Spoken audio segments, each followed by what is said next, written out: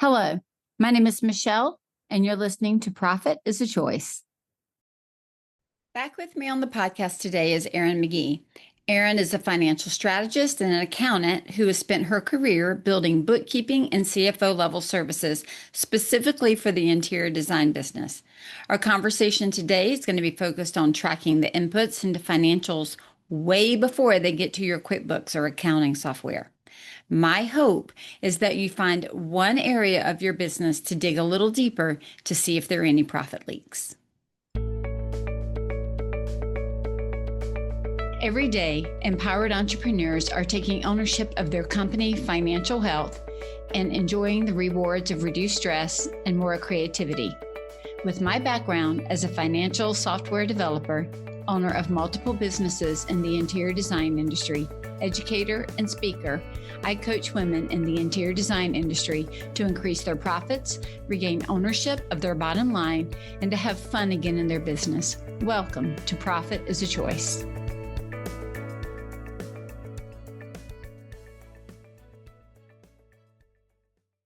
Hi, Erin. Welcome back to the podcast. Hey, Michelle, thanks for having me back. It's good to be here. You're welcome. I'm glad that you're here and that we get to chat again. One of the first things in the last podcast, which I will link up, you kind of shared a little bit of your journey and what brought you into bookkeeping. And so I'm going to let people go listen to that. We won't go through that again. But what I do want to do is talk to you really about process and about how to really support designers as they are looking through their books. You and we've worked together for years now, and we've talked about multiple things. We've met together with multiple joint clients, and we're seeing patterns start to really show up. Well, they have probably always been there, and we're really recognizing them more and more now, and hearing a lot of the same feedback. And before we even get started, I would love for you to just share with the listeners a little bit about what you've learned about the importance of process as it regards not just the bookkeeping, but the process of getting the numbers ready to go into the bookkeeping. I know that that is a big deal for you and for so many bookkeepers, right? You're not alone in that. But tell us a little bit about that importance. Yes. So I feel like a lot has changed in my life since I've been on the podcast. And it reigns true even more now, now that I am a mom and I understand the need in my own business for the needs for systems and processes. It's what allowed me to step out and go out on maternity leave. And it allows for the day-to-day of real life. So, yes, systems and processes in the business, especially for designers when there's many moving pieces and parts. You have client deposits, you have vendor payments, sales tax returns. There's so many things that happen in the back end of the design business that having those organized financial systems align with the design process. So not separated from one another where we're off designing. And then 3 weeks later, we've got to think about our bookkeeping, the way that we have built our bookkeeping firm. My bookkeeping firm is aligning those financial systems with the design process. So so that the business runs smoothly, and so does your life, right? Because I've learned over the last couple of weeks, toddlers get sick often when they go to daycare, and as a mom, you have to be able to step back and put work on hold for a little bit to take care of the family, and I'm finding that way to do both, and that's what I'm learning to help my clients do is to build those systems to do both. What I think is interesting is I almost think like really back in the day, we kind of looked at our processes to run our businesses separate. I am being killed with allergies today. So if anybody's watching this in video, if I'm wiping my eyes and my nose, I do not have a cold, but there is something blooming that Michelle's body is not happy with today. But back in the day, what we would see more often was business processes. So the process of running the business was separate from financial processes. That the financials were kind of held back in another room, sometimes in the dungeon and that I'm going to air quote back office. They were, that's why it was called back office. They were back in the back, and they handled all of the bookkeeping and accounting based on receipts and paper that came across their desk. It came across the desk. That's right. That came across the physical desk. It was physical paper that went into a folder that went onto a desk.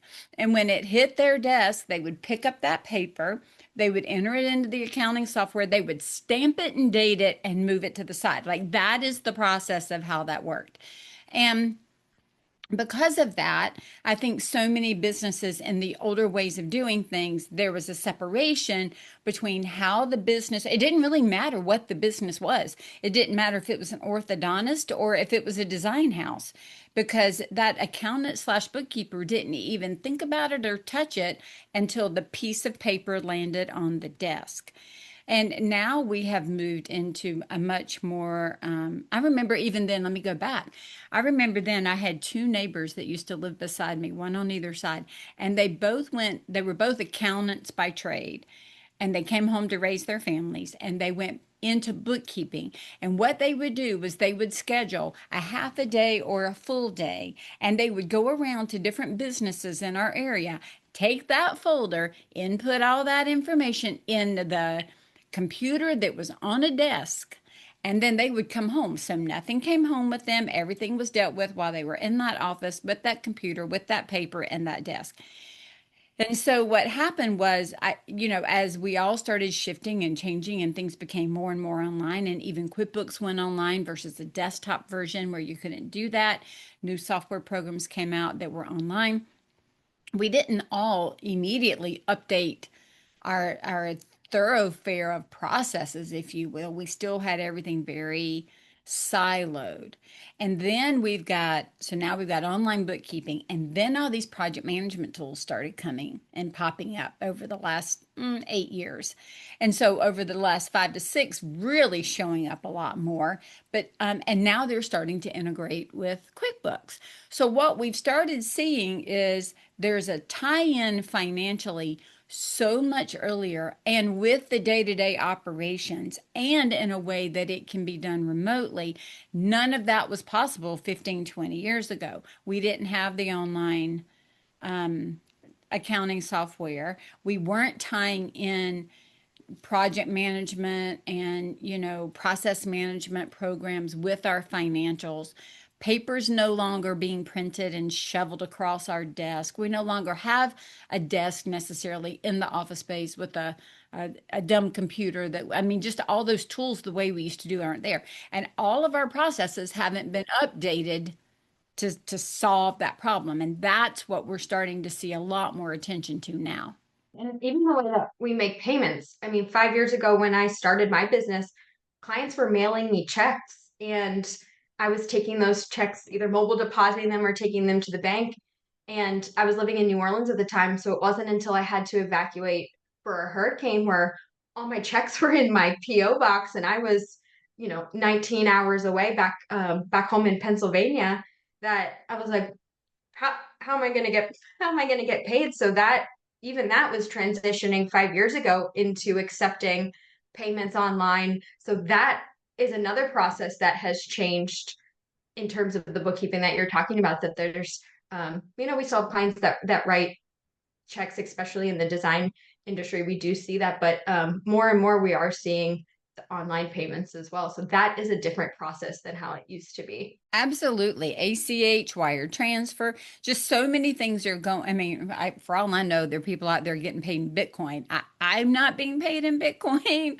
That's not my thing. Roblox dollars, whatever. I'm not being paid and all that, but I'm sure it's coming at some point. But just saying, so much of the way that we have lived our lives, therefore the way that we are managing our businesses has shifted. And so because of this entry of our financial and accounting being considered so much earlier in the project, not just with the resulting piece of paper that's crossing the desk, but all the way back to the POs and the matching and the information being fed from project accounting systems or from process systems, right? And I'm talking systems like, just to be clear, I'm talking systems like House, Mydoma, Materio, Studio. Like, I know they have their own accounting software, but even more so, everything is so intertwined, and we're starting to see that financial um, opportunities showing up a whole lot earlier than later. One of the areas that we caution designers to look out for when you do see those project management tools and you're combining, you should think of QuickBooks as your accounting software, your financial system of record, and everything else should feed into it, not necessarily replace that. So a designer in the earlier stages might be QuickBooks Online and a couple of spreadsheets. And as your firm starts to grow and you bring in team members and you need to manage the information and the workflow, again, your design process differently. There are the softwares out there like the House Pro, the Materio, the Mydoma that allow for team members to be involved so that your team members are not handling those processes that we're talking about, the design processes that align with the financial process within your QuickBooks. And so that's one area where I see as firms grow, finding that place in which it makes sense to bring in those softwares and then integrate them into QuickBooks Online. Right. And I'd be remiss if I didn't mention software like Quipa as well, right? For the workroom, where it starts to tie those things together. What I'm seeing and have seen, especially with those that are either new to these project management tools for the areas that they work, or those that are maybe I'm going to call it maybe some old school type way of thinking, right? Just but and it used to be fine. Like, I'm not slamming that way of thinking of very siloed and segregated in the business as a bad thing. It's just not as informative. Now we have this need to know a lot more and a lot quicker. Am I making money? Am I not making money? Am I losing money? What's happening? Because things are happening so much more quickly today than they were 10, 15 years ago. And so because of that, if we are not looking at how we have integrated some of the financial pieces and the project management tools together, we can find ourselves in that same situation where the data is there, perhaps sitting in a project management tool that's not accurately being reflected in a financial tool. And we don't have access to the data as easily to the resulting outcome or the profitability reports that we could have had if we had maybe merged them together at a different place. You made a comment, Erin, that we really need to look at, and I'm going to say QuickBooks, Sage, some pieces of Studio, whatever it is you're using for your financial accounting or financial record. It should be the ultimate truth of the financials of your company. And I sometimes see designers think the ultimate truth is the project accounting, the project software, the design software, the House, the Mydoma. And I'm not saying that shouldn't be right. And I'm not saying they shouldn't equal, because they all should. But at the end of the day, your QuickBooks, your Sage, your PeopleSoft, your Studio financials, that's what's getting sent to the accountant. That's what's getting sent to the CPA for tax records. That's what's getting sent. And so we have to make sure that it is as updated with as perfected amount of information as we can, so that we can, I'm going to use no bank on it, so that we can trust it, so that we can make decisions on it. So the more that we keep all of these systems in alignment, which is, it's not as easy as it sounds if you don't have a good process. If you have a good process and you stick to that process, I've seen it work beautifully. Absolutely. You were right in when you were saying having the information and making QuickBooks Online or your accounting financial software your um, your place of record, and that, because that's what goes over his account. So you're absolutely right. That danger zone is when you have all of these different software, these 5 different tools and a spreadsheet that all hold slightly different numbers that don't match. And so in our firm and what we do for our clients, we look at it as for most of our clients is a three-way weekly categorization. So weekly, we are looking at your QuickBooks, your bank, and I'm going to say your project management software slash spreadsheet. So if you're not using a project management software like a House, Materio, Mydoma, and you're using a spreadsheet in basically you're using a spreadsheet in the same way that uh, those project management tools function. Sure. And so all of that information is that three-way reconciliation. We're making sure that your bank is tying to your QuickBooks, your project management tools are tying to your QuickBooks, because QuickBooks is ultimately what's tying the financial information that is sent off for taxes. So you're absolutely right with that. How much time do you find that it takes? And I love doing it weekly because especially when you start getting, and I can see some people going weekly. I don't have time for weekly. The thing is though, it takes longer when you lump all of that together for a month or a quarter or multiple months than it does if you weekly just view and fix. I know that years ago, and I made this comment in one of my classes, I waited months to reconcile, months to go through everything, months to figure it out. I literally could not remember. I mean, even today, I just went into my credit card bill and was going through line by line of everything in the credit card. And there were two line items that I was like, I don't even know what these are. So I made myself a note, continued on through the process, and it took me probably 10 minutes after I moved on to something else for it to hit me what those were. And that was all within the last 30 days. I would even hamper to guess from the day it went on there, it was in the last 3 weeks. And I still could not, it still took me a minute to remember. I cannot even imagine if I had waited 3 or 4 months how I would have tried to remember what those two charges were. They were totally valid. I would have told you they were invalid at first blush. I had to take a while to figure it out. But the reason that we're looking weekly is because of the magnitude of information that is running through the business. It's easier to catch within a week. It's easier to categorize within a week. It's easier to understand, is it right, wrong, good, bad, whatever, within a week. The longer it gets, and I know we swear we think we're going to remember, but I can tell you we are not going to remember a $30 charge from 6 months ago that we don't know why it's there. And I joke, but I used to joke and now it's not so much of a joke anymore, but I can't even remember what I've had for lunch this week, let alone what has happened. And I did the same thing. I was catching up from our trip together and I was like, I don't, what is that? That has to be fraud. And I'm thinking, I'm like racking my brain. I'm like, that's fraud. I'm going to flag that. And it wasn't. It dawned on me after, like you said, I stepped away from a minute and then I was doing something. I was like, oh, that's that charge was for. The name was different than how I expected it to Same. appear.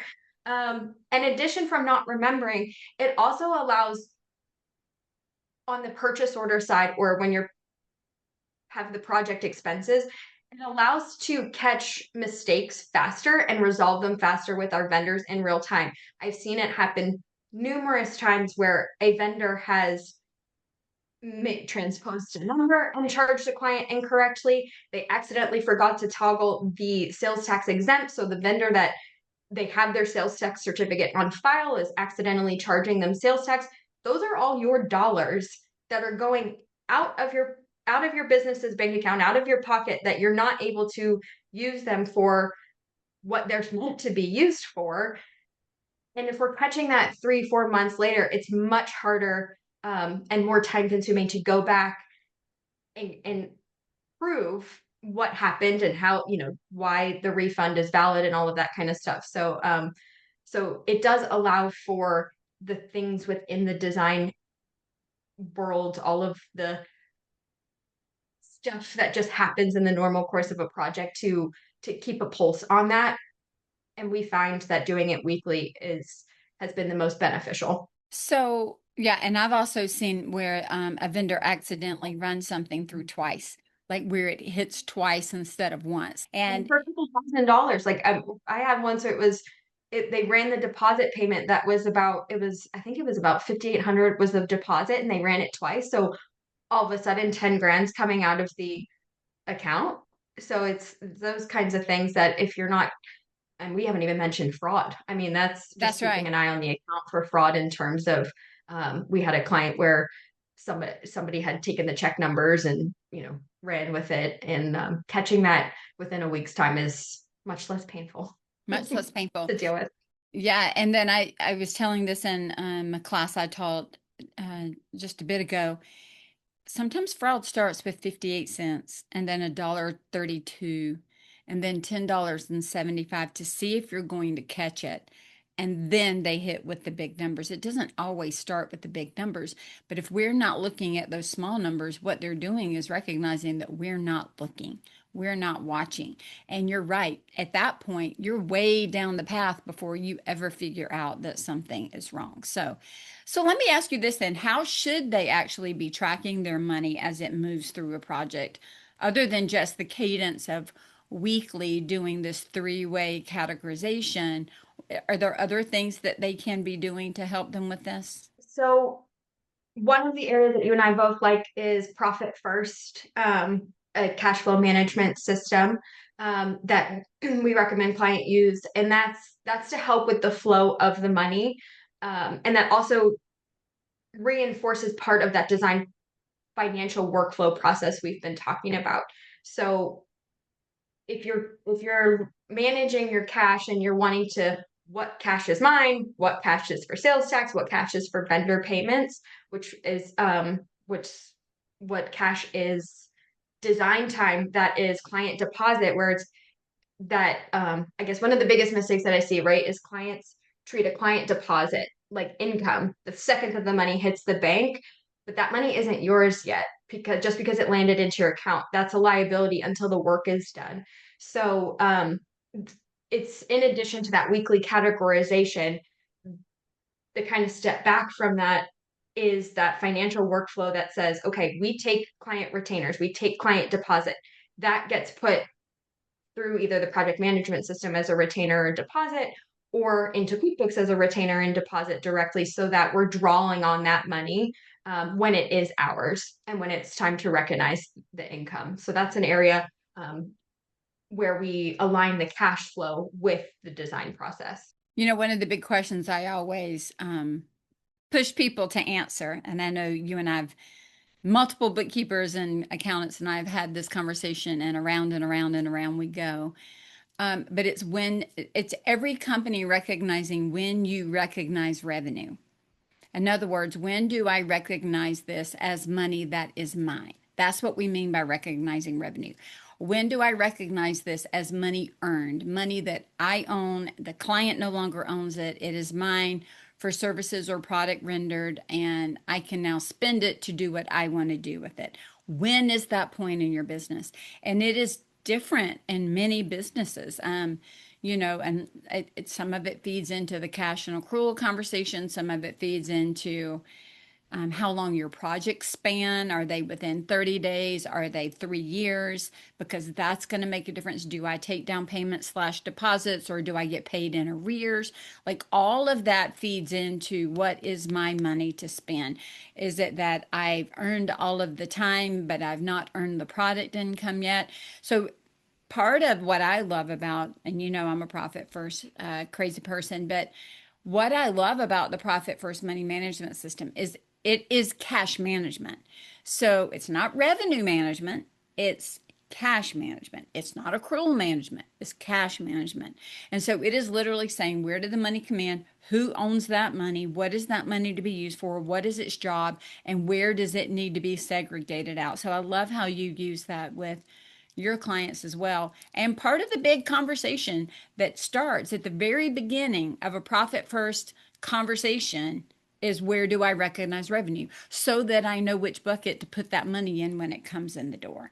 And so any business, whether you do profit first or not, if you don't fully know when you recognize revenue And when you can say it's yours, it can really get you into some sticky situations. That's where we do the whole robbing Peter to pay Paul, or we're using Susie's money to pay for Lori's sofa, and then we're wondering why there's no money to come in at the end. Things that I want to touch on that you said. One, another important thing that designers should to do to track that money as it moves through the project is to tie your expenses and income via the invoice, but we have a lot more costs going out the door than we have deposits. Now, I mean that in we're maybe invoicing the client 3, 4 times, and we've got 15 transactions off of that one payment. So every dollar needs to have a project code attached to it. So that is part of whether you're using a spreadsheet in QuickBooks only, or the project management tools do really well via a purchase order. And while I recognize we might not be giving um, some of our online vendors a quote purchase order when we're just going online to place the order, but the systems use it as a way to recognize costs against the project and tie back to that income.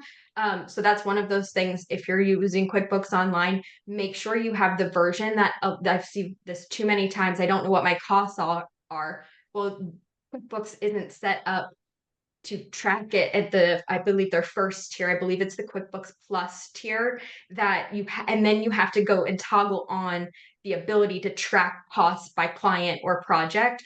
So that is a really important feature within QuickBooks that you should be using, and tying every transaction to a project cost. Yeah, that's The really, second thing, yeah, go ahead. go ahead. I was gonna say the second thing I wanted to mention off of that, when you were talking, you were just mentioning about the strategy about when to recognize revenue. We're You're interviewing me as a bookkeeper, right? Like the bookkeepers and financial coach. So we talked about this at IWCE is for your financial team. We're able to have this conversation because of that nature, right? Most bookkeepers aren't having those conversations by themselves. It's usually involving your whole financial team.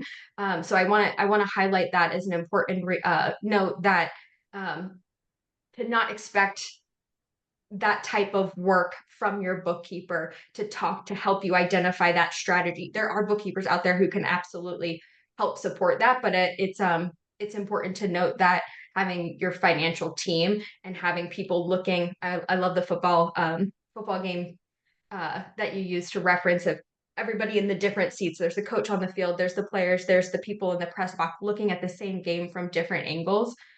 So that's really something important that it's worth noting. Yeah, that's a good point too. Sometimes you are a bookkeeper, but you're also an accountant and as a financial coach. So we can have slightly different conversations than maybe a more a bookkeeper with a more single focus would have with their clients. It will start to involve more people on their financial kind of team to be able to have that conversation. I would also say don't wait on your bookkeeper to bring this to your attention. Take it to your bookkeeper's attention.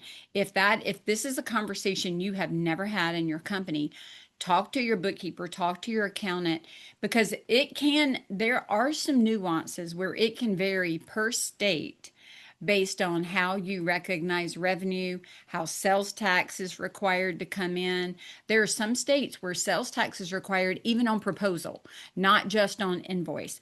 Well, if I'm going to go ahead and have to pay sales tax on the proposal, I might as well start looking at I'm not saving the sales tax, because a lot of times people delay recognition of revenue so they don't have to get into that sales tax game of what if it gets returned, or what if it's this, or what if it's that. Well, if the state that you're in requires you to pay sales tax on proposal before it's ever an invoice, you're already in that game. So you might as well learn how to play it, and then you can recognize revenue at a different time. So there could be different constraints based on the state you're in and the way that you're doing work and the way that you're accounting for it. So it is a conversation that should be had with your financial team.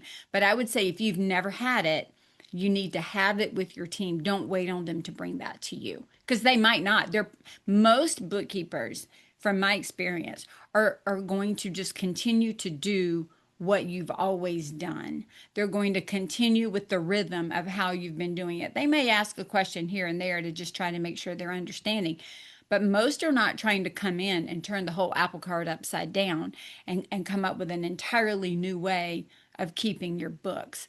So, not to say they all don't have their own pet peeves of things that they like to do, but they're not trying to reset the whole deck of cards here. And so it's worth it to ask if you haven't been asked. Okay. Um, with that, because we now have the ability with all of the online tools and project management tools, we can start to understand our profitability at the project level a lot earlier now than we could in the past. And what you just described about making sure, let's talk QuickBooks for a minute, that you're on the right version of QuickBooks that allows you to manage those purchase orders and to have them come in a way that they can be tied back to the project so that we can get that project profitability. How do we go back and start looking at project profitability earlier rather than at the end if we look at it at all? Absolutely.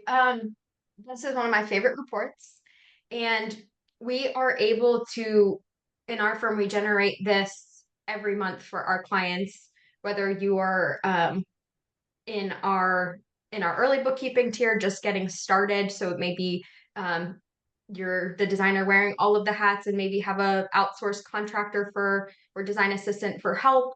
Um, you are getting that project profitability report as the same as our client who is in our more CFO level tier of bookkeeping and system support.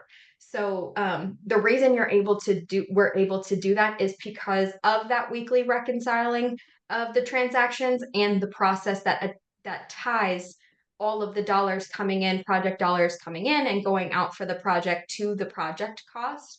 And you need to be able to run that project profitability report in real time. So, how you can do that and not just look at the project profitability report once the project is over and we have a beautiful install day, and then all of a sudden it's time to review and go, oh my gosh, like it was beautiful, but that didn't work out on paper as well as I thought it did. And so the cash is that lagging indicator that tells you what happened, not what's happening. So, having that budget, having the same way that we're setting a budget for the overall company, you're setting a budget for the project, estimated design time, estimated product income, markup, all of those things. You have all of that information, whether you're doing it formally in aligning a budget or not. You're doing that as part of when you're scoping the job. You're giving clients at some point an estimate of what they're going to be spending with you. So using that, you can do a mid project check-in, even if it's monthly, where you're asking, are we still on track? Is there a difference between, what we said we want it to do, what's versus what's happening, and you're able to in real time while that project is happening and running, able to understand that financial part of the design process and make adjustments where needed. I love project profitability reports for a couple of reasons. One is because I think it makes us be intentional about what we're doing. I spoke with a designer this week who's been in business for a while, and I think she's fallen into a trap that many do. She does a lot of things with flat fees, but she's not sitting down and figuring out what is the time that I truly think it's going to take. And then does the flat fee align with the time that I truly think it's going to take at the hourly rate that I really want to be compensated at in my firm? And then going back and keeping up with all of the time to see if it actually came out that way, which is why a lot of people are shocked when we actually put it on paper. It's so different than that gut feeling of what they think. And I know you're a big proponent of time management, the same way that I am, keeping up with how long something takes. And Harvest is one that we both recommend quite often to our clients because that project profitability report only shows as much data as what we put into it. So out of QuickBooks, it's mostly just going to show the dollars and cents unless we have a place to enter. I planned on 30 hours and it took me 26. If we're not keeping up with that portion of it, that we can overrun the profits of a project and not see it if we're only looking at the hard financial in and out of dollars. And I see that happening a lot, that on paper, it looks like the project is profitable. But when I add in the time spent and the cost to the company, that more of what I would consider those operational costs in some ways that don't show up on a project profitability report because it's looking primarily down to gross profit, unless you have all those as cost of the sale or cost of the service, which many don't put in there that way. They're not doing that full job costing. And if you're not doing all of that, you're never going to know. Well, the challenge comes in then is back to the can I hire, can I not hire? Why are we not making money? Why is it costing us more? Why do we have overruns? It's not going to show up in the financials if you're not keeping up with the time element that goes with it. Absolutely. I see two main profit killers that we see a lot are the unbilled time that accumulates quietly, such as you're reviewing invoicing and maybe you're doing it 3 weeks later than you wanted to, and so you have a little bit of guilt there, and we're, oh, I'm not going to bill them for this, right? That's not, that decision is not going to show up on your QuickBooks. The vendor invoices that come in higher than the expected cost that you put on your proposal and then marked it up, that it's going to, that will come out in your QuickBooks, but not in real time, using a software, project management software, or doing it in a spreadsheet as part of that purchase order. What we call purchase order reconciliation happens multiple times. And that's when you're first placing the order. It's when you get charged. So every time you get charged there's a lot of vendors who pay when shipped.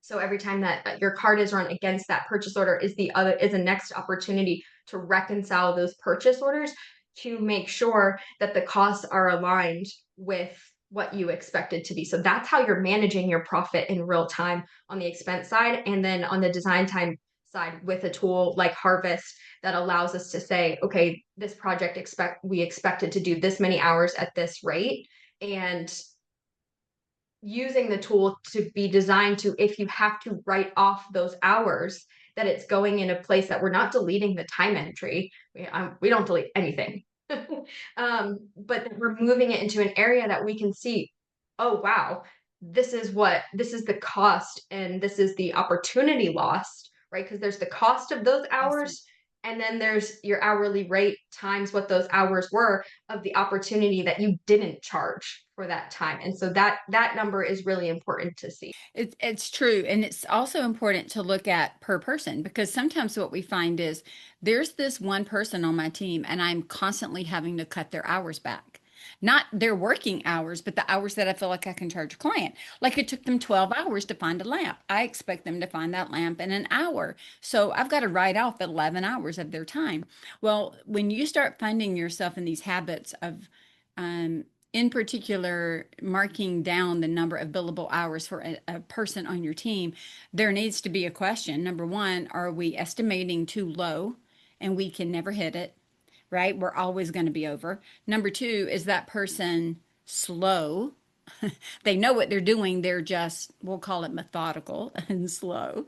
Or number three, are they clueless and they are looking around trying to find the answer? It's not that they're dumb or anything. I mean, you could have a dumb employee, but hopefully you don't.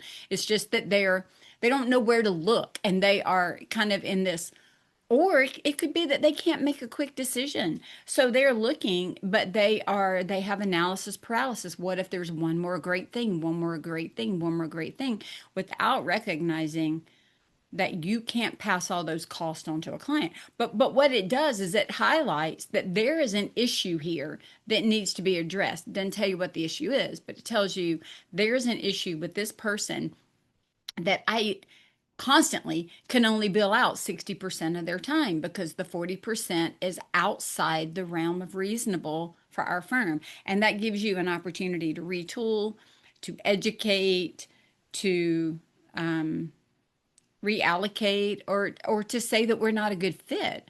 But if we're not looking at that delta between what we think we can do and what's actually happening, not only are we missing profit, but we're missing an opportunity to really pour into the people on our team to make sure that they're working at a most efficient level, because that's what gives us the capacity to take on another job without having to hire more people. If we've got a bunch of people that are we're only able to bill at 60% of the time that they give us to bill. They give us an amount, like 100%, and we're only able to bill at 60% of that because the rest of it is overages or misspent time. Then we're gonna think our only way to take more projects is to hire more people.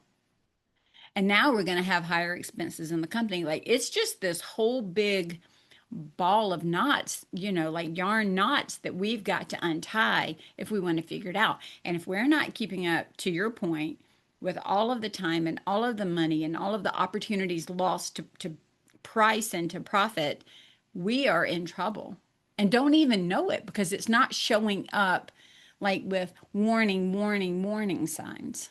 Absolutely. And this is what I love so much about the design business and the back end of the design business, because it is when you were sitting there and saying that example about the employee who's struggling with that 11 hours, that came from a financial angle to identify that in time billing.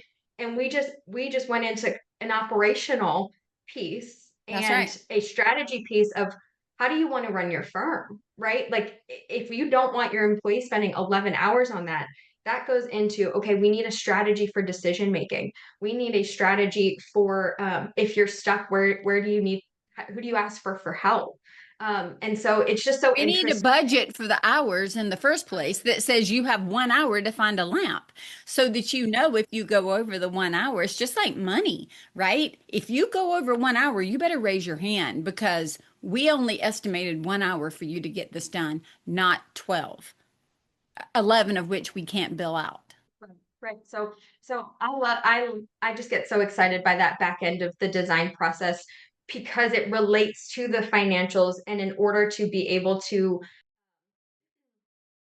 also provide that client experience, right? This is what we're talking about, is defining the way that your firm runs, and that you can do projects repeatable over and over again and deliver the same level of customer service and support that you're building your reputation on, is by addressing these things in your firm.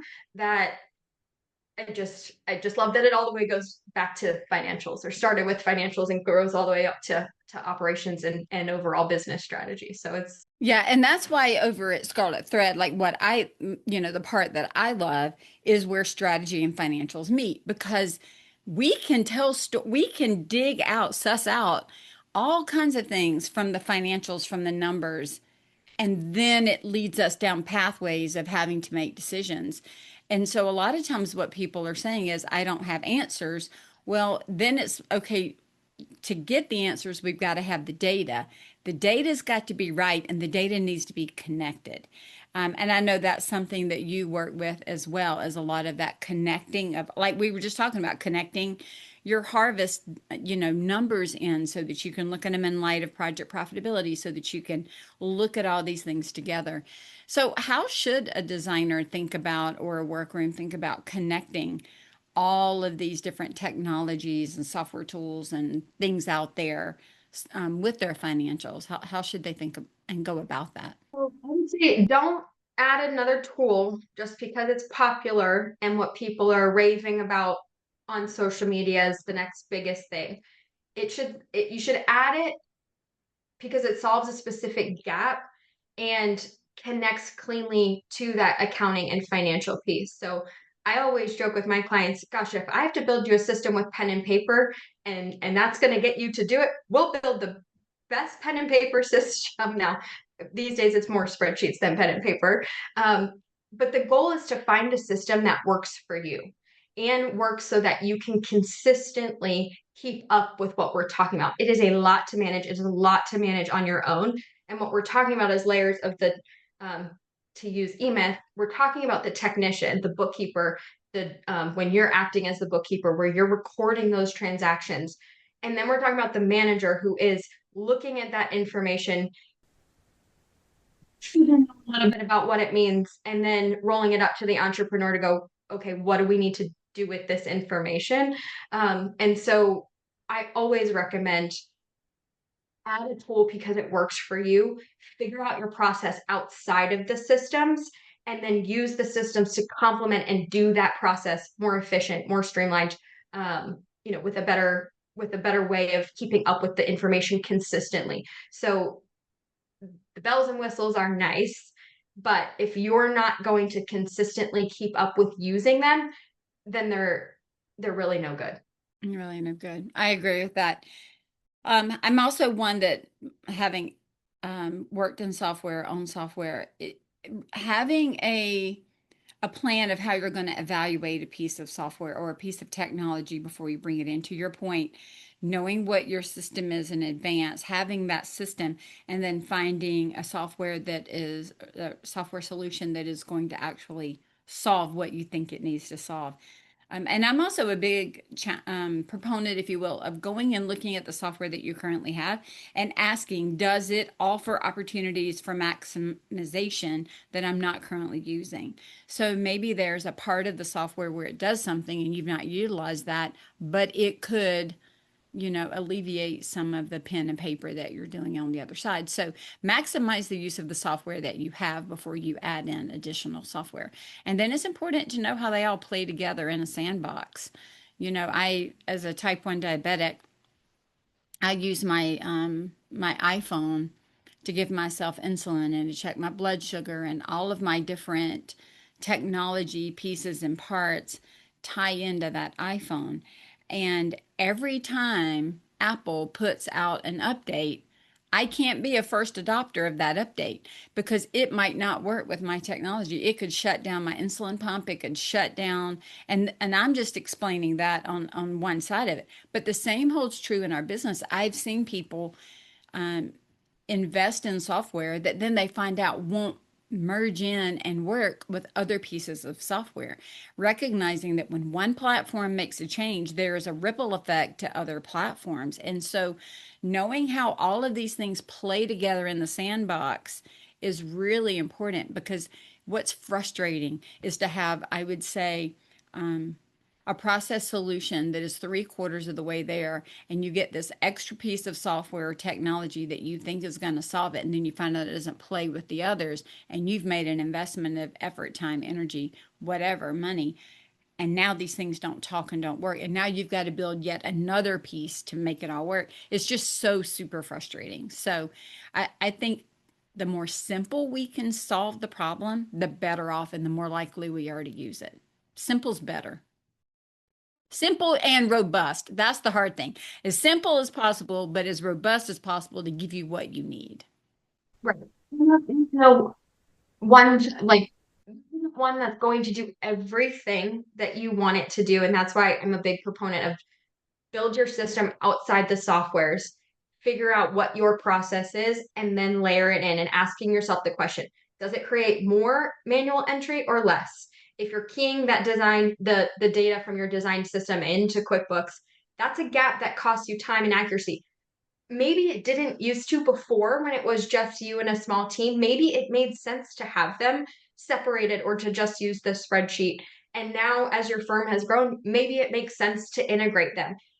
We want to make sure that they integrate without completely blowing up your design process and doing something differently. So yes, absolutely. Take that time and be cautious of anybody who is telling you have to use this software, you have to use this software because it has to work for your business. And you could build any system around a software or a process. And so, like I said before, it needs to work for your business. Yeah, there's not a one size fits all. So, Erin, given all the things that we've talked about, early stage businesses up to what I would consider mid stage businesses, um, certainly we know at mid stage and mature, having a bookkeeper is really, really necessary. But how and when should a bookkeeper be brought in for some of these early stage businesses that are looking to grow and to mature into more mid stage? What are some flags or hallmarks that go, now is the time? Sure. So, some of the trigger points we see is if you think you need one, you probably do. If you're thinking about it, you and it can look like the level of support can look like it doesn't mean if you need to outsource constantly, but maybe it's a second set of eyes quarterly or monthly just to come in and do a double check or somebody to ask a question to did I post this correctly? This something weird funky happened and to troubleshoot the one-off things. So it can go from that level of support all the way through completely outsourcing it.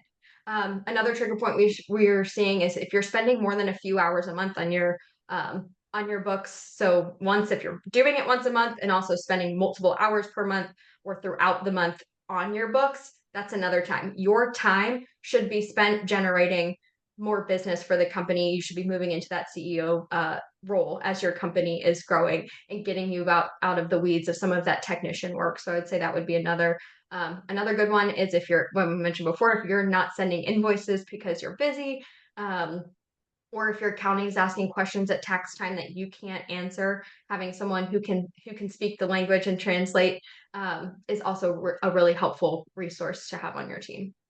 I agree. Um, I'm also a believer that it's one of the first things that we outsource or, hire, however we want to say that. Only because it allows us to do what we're really great at, which is the design or the workroom, to work more in the business on the trade of the business so that we can hopefully turn that over to somebody else to work on the business so that the business will work for us. So unless it is your love language to deal with all of that, and there are some, I'm a weirdo. I'm one of those people that loves it so much. Not, but I know that's not normal. And so, if you're not that person, it really is a better use of your time to generate revenue than to be spending it doing all of that detail.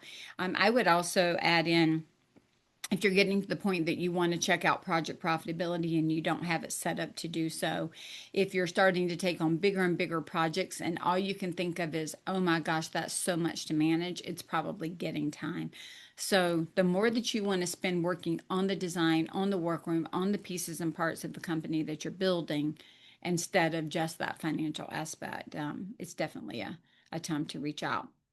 So, for anybody listening, Erin, right now, designers, workrooms, architects, builders, um, who know that their books just aren't where they need to be, what would be their next first step or their next step? First step I would say is get everything reconciled. Get every business bank account, credit card, plug it into your QuickBooks so that you know exactly what happened. The very first step that we do is get everything all reconciled to the most recent month so that we have the data, right? So I'll we stop you have the right data. there. That alone is so overwhelming to so many people. I will tell you, I bet you a lot of people out there don't even reconcile their credit cards. I bet you what they do is they look at the credit card statement and they pay the credit card. I don't know that they necessarily reconcile it. I don't know that many of them know how to reconcile or know how to do find the discrepancies in the reconcile. I mean, just that. I remember the first time I did that and had waited a very long time, the amount of time it took me just to fix the discrepancies in a reconciliation and things I could not find and could not, it was overwhelming. So I'm saying that not because it's not a great first place to start, but because I want people to recognize you may find out even in that process that you need a bookkeeper at that moment. That might be the, oh my goodness, get me out of this. Like if you're not reconciling all of your stuff, but meaning every bank account and every credit card every month, if you're not doing that, then you need a bookkeeper because you're probably not going to go start doing it when you listen to this podcast. So instead, just go hire somebody to do that for you. Exactly. Yeah, that is the first step. So if that first step, like you said, is absolutely overwhelming, and so bring in help and bring in resources, do the due diligence to interview multiple bookkeepers, ask about their processes, ask about how they do things, how they communicate. When do you get the reports? Um, how, Do you get reports? yes, yes, get reports monthly. Um, because what you want to do when you hire a bookkeeper is you don't want to just turn the reins over to them either.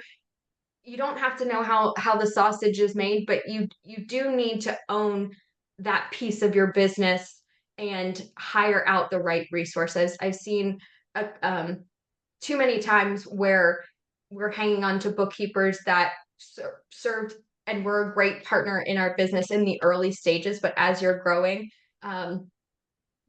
you need more support and you need more intentional support around the design industry. And so I would also urge you to really do your research on bookkeepers. I love it. I love it. So we definitely want to start with reconciled books, because if they're not reconciled, we have no data that we can go look at and trust to do the other decision making. So if you can't get to a point of reconciliation, that is a big flag for you right there. So, Erin, as we wrap this up, thank you for coming on and chatting all about the process and integrations and why it's important to start early. Where are you hanging out online, and where can people find you? Sure. So I am on Instagram at McGhee Financials, and send me a DM. I offer a complimentary let's chat call. Would love to chat with you and help you make the right decision. I recently just chatted with somebody where we talked about she was in the market of switching over to a software, and one of my first things was there is no rush. Take the time and do the due diligence to look at the softwares, and the processes. And then she ultimately ended up staying with the software she was currently on. And so we weren't a fit for her. So we have those conversations. That's part of the process. So if you have questions, you're unsure, does this look right? Don't hesitate to reach out. Yeah, no, that's great. And I love what you said about that. You don't have to, as far as choosing a technology or a software, you don't have to go so fast that you can't make a thoughtful decision. I think that's really important. Number two, it's knowing and understanding your own process. And we don't always have to jump to the next shiny object. And so that's important as well. The next new thing does not necessarily mean it's the next new thing for us. And so just being I'm all about the intention, but being very intentional about those choices is also going to save us in the long run. So I will put all of your information in the show notes today, as well as a link to eMyth, since we talked about that and referred to that. And if anybody wants to check that out, they can. Erin, thank you so much for your time. So Erin, thank you so much for coming. I always love our chats about numbers, hidden profit, found leaks, and ways to just make more money without always having to take in more work. If you're in need of a great bookkeeping firm using QuickBooks, do yourself a favor and call Erin. If you're in need of company strategy and a supportive financial plan, I would love to support you. That is what I love to do so much. We have courses, we have group coaching, one-to-one coaching and strategy session, as well as in-person events. As a matter of fact, our next in-person event comes up in September of this year. If you want to learn more about your business, check out our offerings at scarletthreadconsulting.com. Being profitable starts way before bookkeeping takes place, and profit doesn't happen by accident.